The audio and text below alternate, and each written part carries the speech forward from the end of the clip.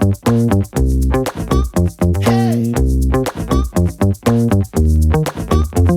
ladies and gentlemen, welcome to another episode of Golf in Politics. We've got a great guest today, Heber Eastman. He's a lifelong golfer. He has a deep love for the game of golf, wants to see it grow and flourish. He's been a game changer in the golf industry for the past 6 years, working in software development and apps for both golf course management and consumers.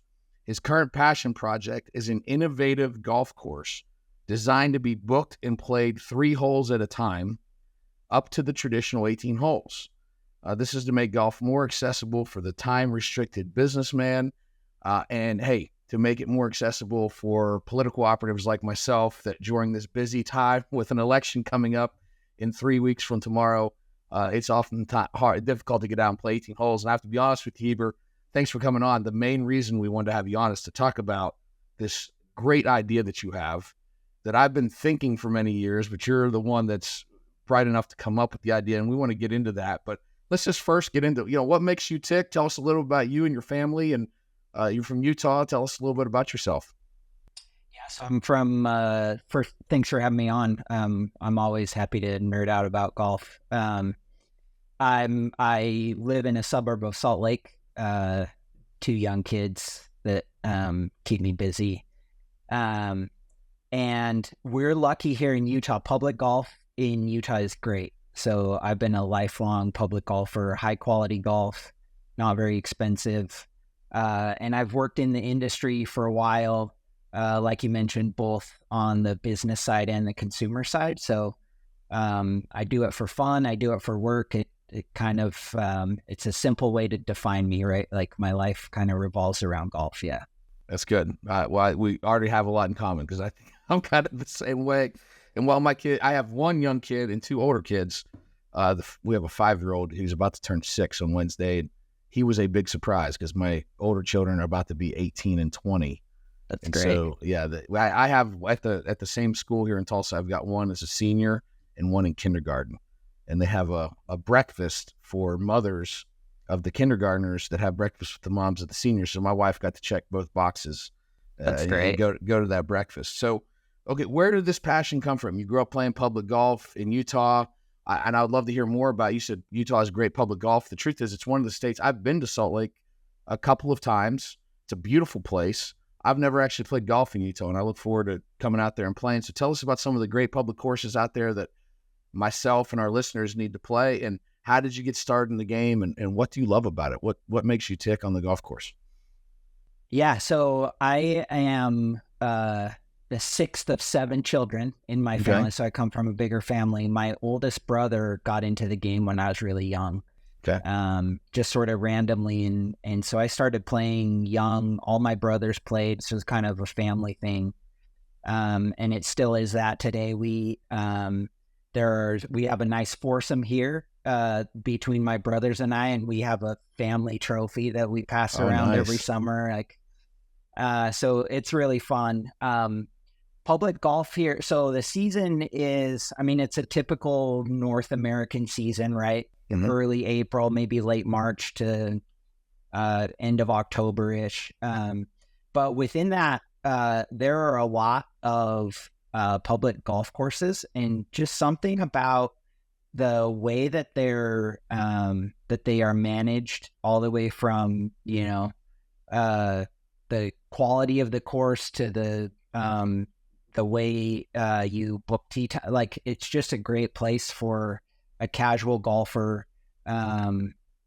and obviously a lot of like high quality public. You get up into Park City and some of those places, there's some really top tier private facilities.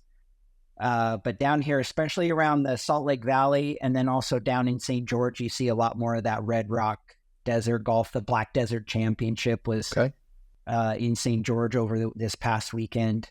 Great place for golf. Well, I hope that I can come play golf with you at some point here in the near future. That'd be great. I'm a huge. I told my wife when we got married that I have 2 addictions, and if it was a deal breaker, she needed to let me know, because I'm addicted to the game of golf, and I played in college, and then I'm addicted to the West Virginia Mountaineers. I grew up in West Virginia, and I'm just they constantly let me down, just like they did this weekend. I flew to Morgantown for the game and we lost to Iowa State. But I'm not a casual fan. I'm not a fair weather fan. I can't go to the game this Saturday, but I'm sure I'll be glued to a TV Saturday night for a game against Kansas State. And now we've welcomed BYU. We've welcomed Utah into the Big 12 because it's always a natural rivalry, right? To have the Utah Utes and West Virginia Mountaineers in the same conference. Makes no sense geographically, but I'm here for it. And whenever we make our first trip to either Provo or Salt Lake, I'm sure my brother and I will be heading out, and I want to get some golf in while I'm there. So hopefully we can do that at some point. I'll be here. Yeah. Well, tell us, how did you get into the golf technology business? So there are a couple local. So in the industry, they call them tee sheet providers. So the companies that build software for the courses. There are a couple that are actually local here to Utah. And I've worked in software development in different capacities, all the way from actual development to design to product management, all of that kind of stuff.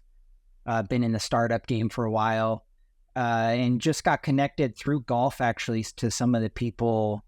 And that was my first jump into one of these companies. And now I've been a part of 3 different tee sheet providers. And then also just starting up, booking apps or things like that kind of on the side. So having a lot of fun on that consumer side.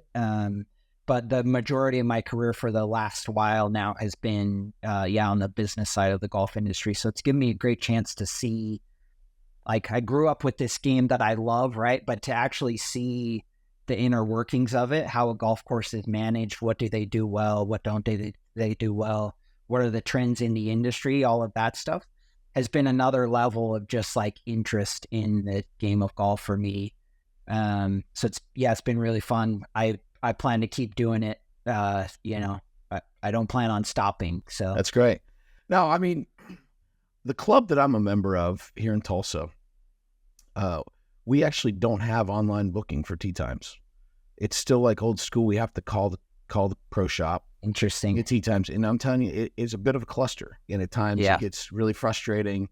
I almost prefer the club. I used to live in Ohio, and the club I was a member of there, we didn't have tee times. It was, you just showed up, and people were adults about it. And, if you were there, you got to play. That's great. But what happens is, people call on, you can't see what's going on. And there's difficulties around that. You share with our audience, just what are some of the problems that exist with managing tee times and making sure golf courses work efficiently so that rounds don't last 6 hours or 5 hours and people can get around more efficiently. Yeah. So the biggest part of that obviously is how far apart the tee times are spread, right? Mm-hmm. So it's this balance for a golf course of packing in as many golfers as I can equals revenue, right? So pack in as much revenue as I can into a single day that's constrained by sun up and sun down. So it's not like I can go all through the night, at least in your typical course.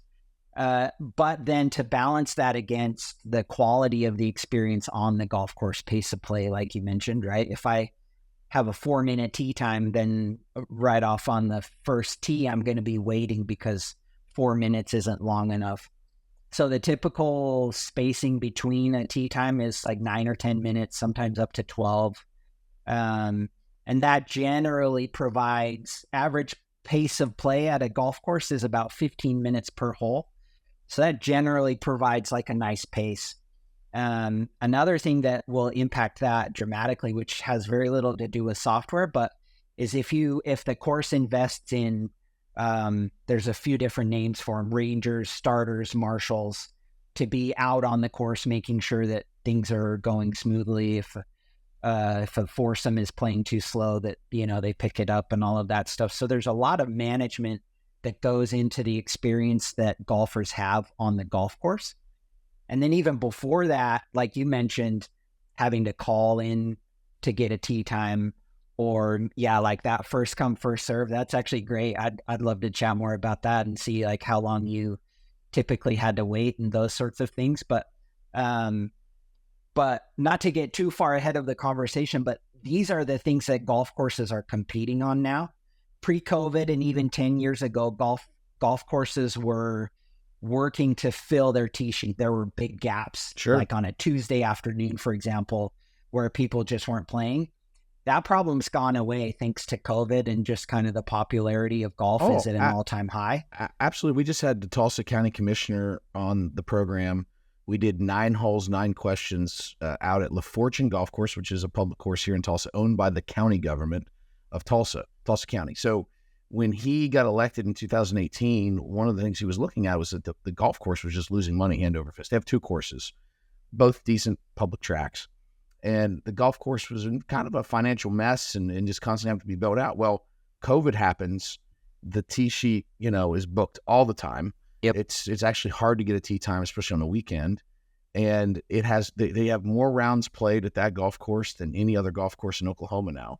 And actually they have the reverse problem is that they've had so much success, they haven't been able to shut down the course enough to do routine maintenance, and the bunkers have gone to pot. The greens, some of them need reworked and got diseased with the heat, and there was winter kill that didn't get taken care of correctly. So we're working through those. We talk a lot about those in the episode, but yeah, COVID completely changed the game as far as people getting involved. And I guess that's one good thing that came from that fiasco that we had in this country. Right.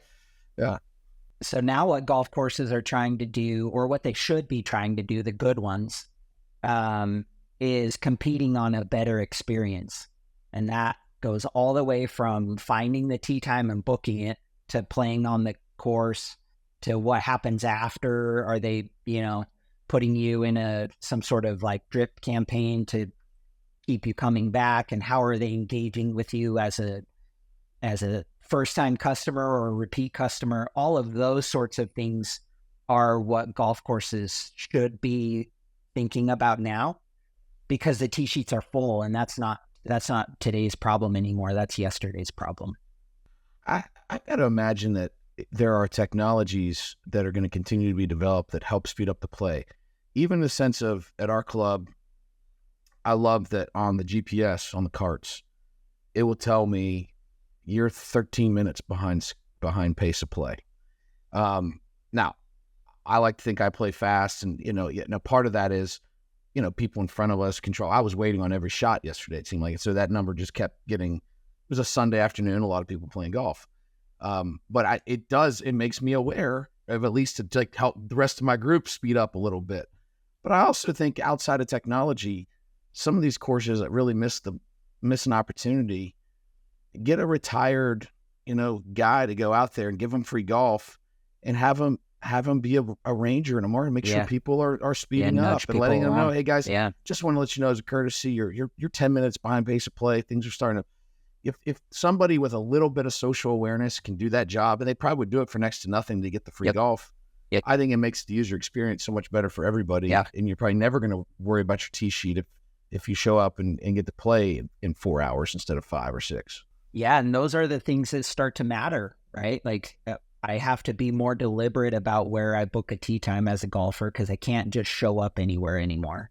Right. And so I'm going to choose a combination of price, convenience, and the best experience. So if I know I can go play at your course and I can get in a 4-hour 18, but if I go to the course down the street and I know it's going to take me 5.5, which one am I going to pick, right? So those are the things that are starting to matter. One thing, though, I do believe that at some point, Rob and I will do an episode on some etiquette for political operatives on how to play faster. It gives me anxiety when I'm playing with somebody new and I'm trying to host them and they're incredibly slow. And I can tell we're messing up the other 2 people in our group. And it's hard to tell somebody you're trying to, develop a relationship with, hey, you got to speed it up, man. Yeah. Yep. I can tell my nephew that or my son that if we're out playing, but it's hard to tell a potential client. Yeah. But I think the more we can talk about it, maybe the better it could be for everybody in golf. And I think actually, in some ways, the PGA Tour isn't good for this, because people watch TV. They see these guys just laboring over every putt and they're talking to their caddy and consulting the yardage book. And Rob, my They're co-host, taking 4 practice swings and all that stuff. Yeah. we were in Ireland, and it was interesting because there was like 5 guys there that were single digit handicaps, and 3 guys were a little bit, 12 to 14 handicaps. And Rob, he doesn't have a filter, so he's just going to tell you whatever's on his mind. And he told one guy, he says, that the caddy is not going to help you here. He's not going to help you hit this ball any better. Just get up and hit the ball, But it is just something that I think everybody can learn from and hopefully speed it up. Because if they're watching these guys on tour, they're making a putt for $1 million. And right. But even them, I think that sometimes they hurt themselves with slow play. That they would do better at not thinking as much. They overanalyze so much out there. Yeah, you see that a lot. It's almost the death nail, right? A fast player on tour gets paired up with a slow player, and more often than not, they don't have the best round because there's definitely a rhythm to it, right? Oh, absolutely. Well, speaking of fast play, I mean, the main reason I wanted to have you on this podcast is I think this is just an awesome idea. I want to hear more about it. I'm excited for it to come to fruition. Golf in 3-hole increments. Tell us how this came to be. Where are you at in the process of having something like this developed? And when can I sign up for a course where I can go and do that? Yeah, so that's I'll come back to that last comment at the end, but the idea came about, of all places, playing around with my brothers, right? And it was a slower round because of some slow play in front of us. And so we were just, talking about whatever. And the comment was made, hey man, how cool would it be if you could go out and play a little bit of real golf on your lunch break? Or the classic, I'm done with maybe I have a traditional 9-to-5 workday in an office. On my way home, I'm going to go hit a few balls at the range because that's my time constraint, right? What if you could go play a couple holes instead of going to the range of real? We're not talking gimmicky golf, right? We're talking real golf.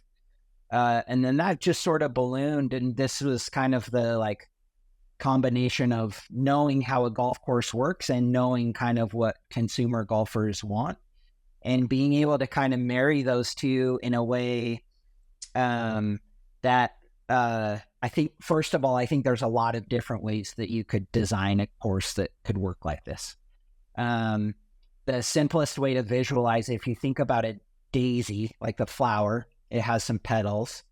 If each of those petals was a 3-hole track, let's say, so that you're always starting and ending somewhere close to the pro shop. I'm a big walking golfer, right? So that I think that would be a really important part of pushing this idea.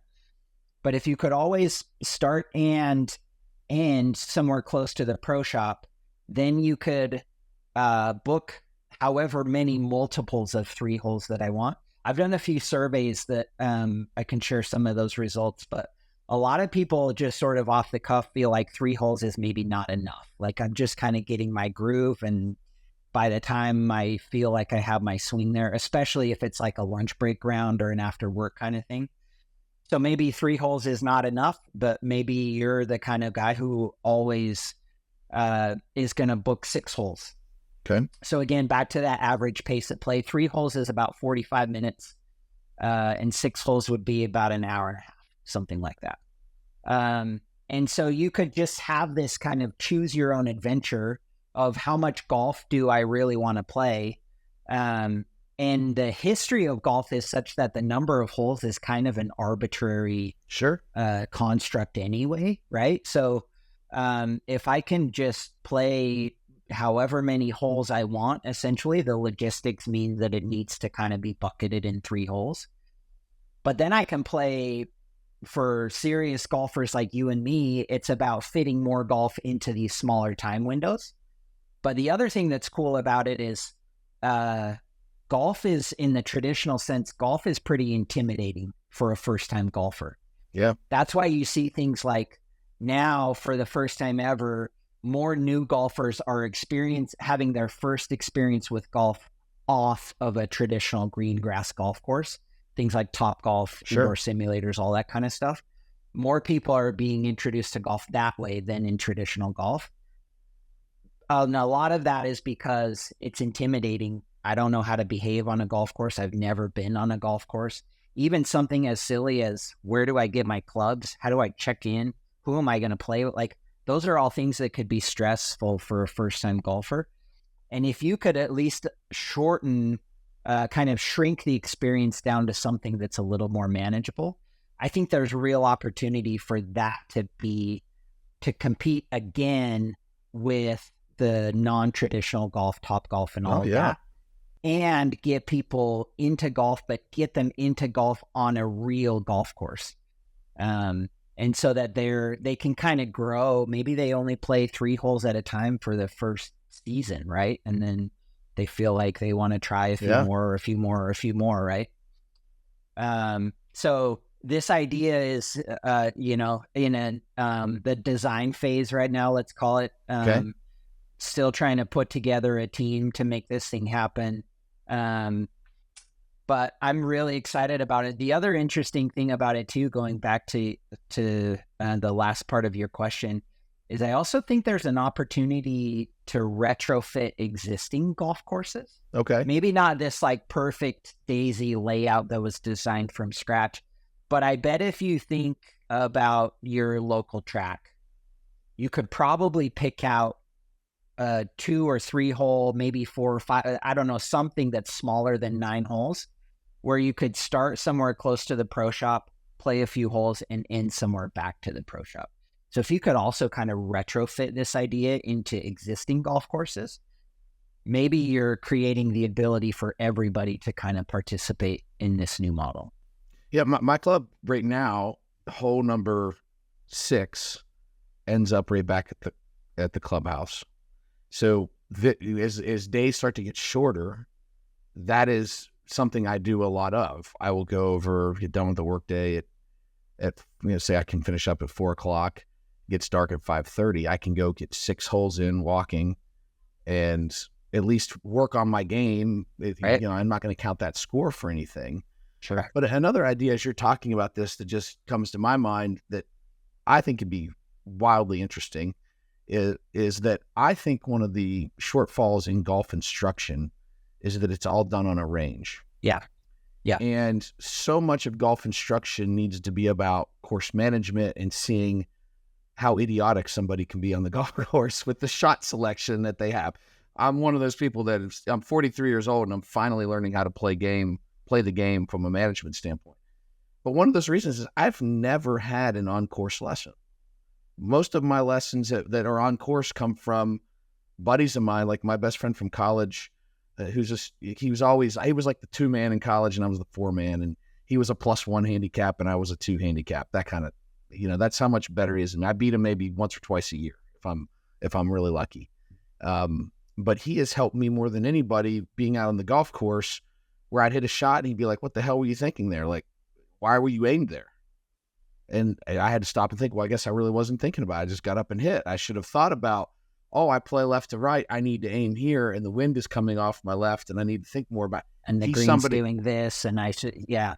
He's helped me with that. So, like, I'm thinking, if I'm a golf instructor, I'm a top-level golf instructor, what if you had a pro shop where you go out of the pro shop or out of the clubhouse into the back of it, and it's the range, and then you have 3 holes shooting off in 3 different directions, even though it's just maybe 9 holes even, you could go out and do a 3-hole instruction with somebody for the same amount of time as it would be for a range session. Yeah. And that would be something good to work into their teaching. Yep. I don't know. It's a fantastic idea. And I really hope that it comes to fruition because my kids, for example, can't handle, even if it's a 2-hour 9 holes, right? That's a long time for them because they have fun with it, but they're not super into it. Oh, yeah. Which is a perfect description of a lot of people. They enjoy playing golf every now and then. They're not super into it. They're probably not interested in spending 5 hours of one of the weekend days. But if I could go out for an hour with a few friends, like right before sunset or, whenever, I think it's a much more accessible way to play golf. And again, TopGolf is fun. Don't get me wrong. Indoor simulators are great. Those things are all fun. And swinging a club, no matter where it is better than not swinging a club, right? But it's not outside. It's not outside. Yeah. And it's not like we've come to think of real golf as something, and those things aren't real golf as fun as they are. So if you could take real golf and package it a little bit smaller and a little bit more accessible to the broader golfer base, I think you have something pretty cool. What you're talking about, the kids, is spot on. It's one of the reasons that my 17-year-old is just now getting into the game casually. And even now, it's too long for he doesn't like to do it more than once a month. Because it's just he doesn't mind spending time with me, but he's not real interested in being out there for 4 or 5 hours on a Saturday when he has time he wants to go spend with his friends. And same with like my 5-year-old. I mean, geez, he'll hit 2 or 3 shots on the driving range, 1 or 2 putts, and then he would rather go into one of the bunkers and throw the sand in the air. Like, I mean, that's just how he is. And so it's probably going to be a while. It'll be a while before he wants to go play 9 holes. Yeah. And the other thing too is kids can get frustrated. Really, I remember as a kid starting to play, even like a freshman in high school, where you just get so frustrated and your head gets so ragged that maybe 3 holes is all you can handle mentally when you're first starting to play, and you need to stop. And it's or not. How about you played 18 and it wasn't settled, and you need to get 3 more holes in. Yeah. I've gotten really into playing 9 holes this summer. Like I used to be it's either 18 or nothing for me. I still really like playing 18 holes, but I've gotten a lot into playing just 9 holes. And almost all of the time when I finish number 9, the thought that goes through my head is I'd love to have like 3 more. Yeah. I don't want to play a full 18, but if I could have 3 more, that would be perfect. That's great. So with something like this, you could do that, right? That's right. Well, hey, moving along here, this show is called Golf and Politics. And so this is a big risk so I don't know you at all, and if you don't want to talk about it, that's fine. We had somebody the other day that is in the business world, and he's a lawyer, and we're releasing this episode during this tomorrow, right? Tomorrow from when we're recording. So it's our next episode coming out. He gave the most political, non-political answer I've ever had when we asked him about this. But I mean, Rob's a Democrat, my co-host. I'm a Republican. We disagree on everything, but we get along because we love to play golf and we love each other and we respect each other, which is not the norm in today's political world. It's like, how can I own the libs is what most people think. And, right. I'd rather just do what's right for the country and move on. But you have political views, or is it something that you get involved in Utah, or are you more apolitical? I definitely pay attention. I'm by no means an activist, but I think it's an important part of our country. I'm not officially affiliated with either party. I'm an independent. And so I typically, I think I take a more pragmatic approach to all of that. I try not to get bogged down in any particular ideology or anything. I just like you said, I wish there was more room for respectful, conversation, even if it is passionate and opinionated. All of those things are fine as long as they're underpinned by respect.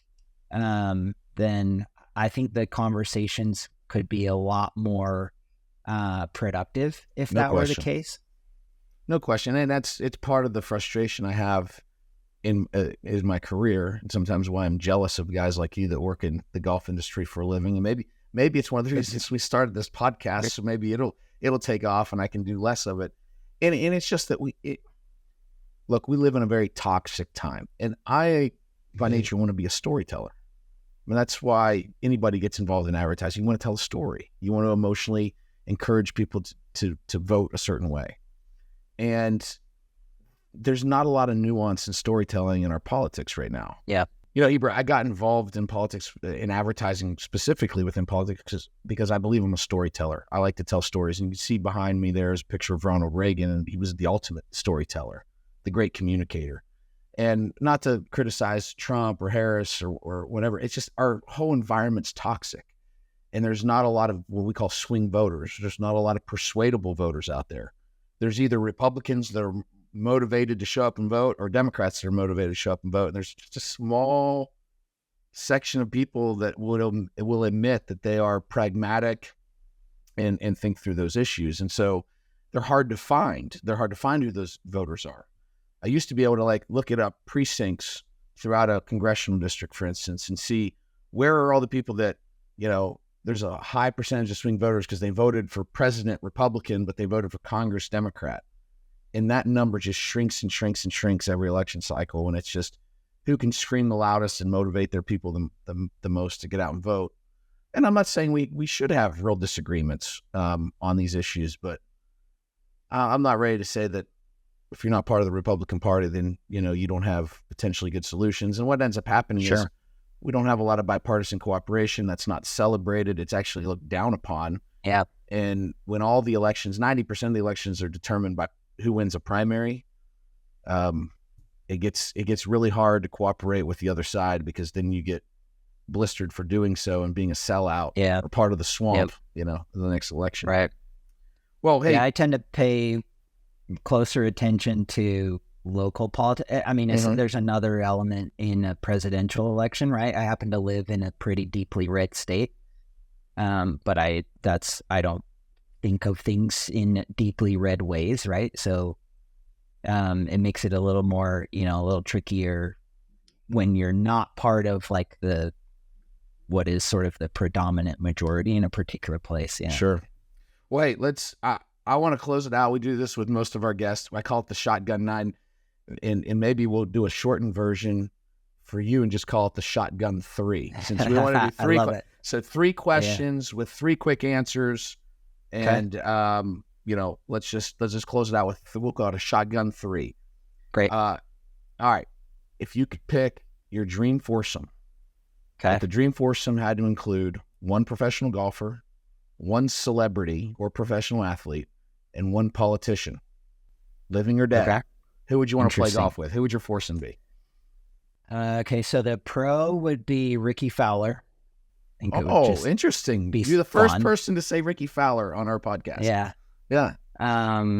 I've always followed him. I just kind of like his attitude around the course. You're wearing orange today too. That's like Oklahoma State orange, right? My Sunday orange, yeah. The celebrity would probably be on the golf course. It would probably be Aaron Rodgers, actually. Okay, all right. Decent player, pretty interesting conversation, I would have to imagine, right? So, right. And then what was the third category? Sorry, a politician. A politician. I would pick. Let's see. I would probably say maybe John F. Kennedy. So JFK. Yeah. JFK. He was a heck of a golfer too. I mean, they say he would have, if he didn't have such back issues, that he would have been the best golfing president. Also, he criticized Eisenhower for playing too much golf, so he was hesitant to get out there and golf as much. All right. How about that for a foursome? Ricky Fowler, Aaron Rodgers, and JFK. Right. That's a great foursome. All right. Apart from I don't know, have you played Augusta National? I have not. Okay, so I assume that's on your bucket list. It's on everyone's bucket list. But what is the number one bucket list golf course that you just have to get to? St. Andrews. Easy answer. St. Andrews. I am excited to go to St. Andrews at some point in the near future. Just got back from Ireland, and Ballybunion is the best golf course I ever played. It was fantastic. Really? Just the whole links golf is incredible. I'm really looking forward to going to Scotland because it's definitely different than Ireland. But just the whole idea of coming up with creative shots and the wind changing and the weather changing makes golf so interesting. I realized right away too, a 90-yard putt. Yeah, right. All of that sort of stuff just seems course amazing. Ratings and slope ratings out the window. It doesn't matter because you show up and the wind's blowing 50 and I hit a fade. Yeah. I hit a high fade off the tee. That's my natural shot. And so all of a sudden Yeah. the wind's off my left in my face coming off the ocean, and I have zero chance of putting it in play. You know, what are you going to do with that? Right. Yep. All right. Last question. Not who do you want to win. We aren't going to make you make that decision, but who do you think will win the presidency? We're recording this, by the way. Tomorrow is 3 weeks from Election Day. This episode might not come out until after the election. So you'll be able to know whether you were a good prognosticator or not. Who's going to win this election? I'm no political scientist, but to me it feels like President Trump will win. Yeah. I think you're on something. Rob probably disagree if he was on, but the beautiful thing is when he's not on the show, he can't argue with me, so it's great. Right. I just think Harris has had a bad couple of weeks, and she really couldn't afford to have a bad couple of weeks when it was this close. Yeah. And she didn't have a ton of time, and it's definitely an uphill. But again, I'm not a strategist. I'm not a political scientist. I'm just a dude, right? But yeah, that's how I see it. Well, I'm going to ask one bonus question. All right. Very, very important. Toilet paper, should it roll from the top or from the bottom? The top. Always. I had to ask because this is on your LinkedIn profile, like the description of who you are. This is on there.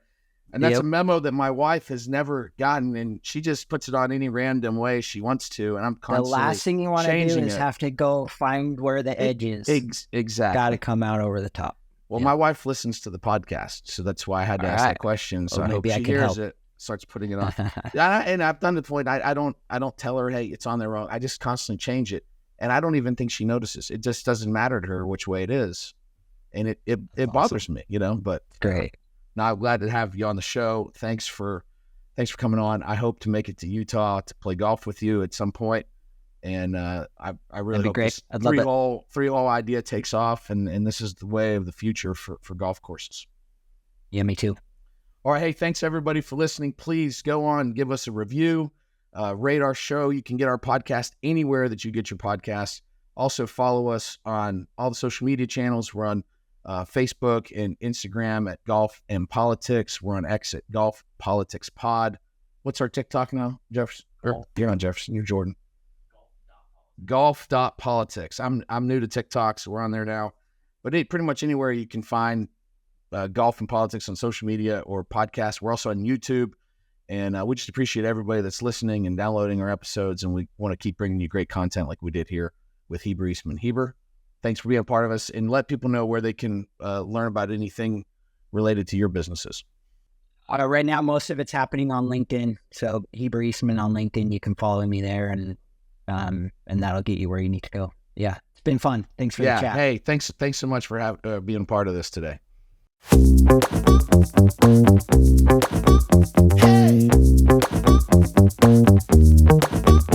Hey.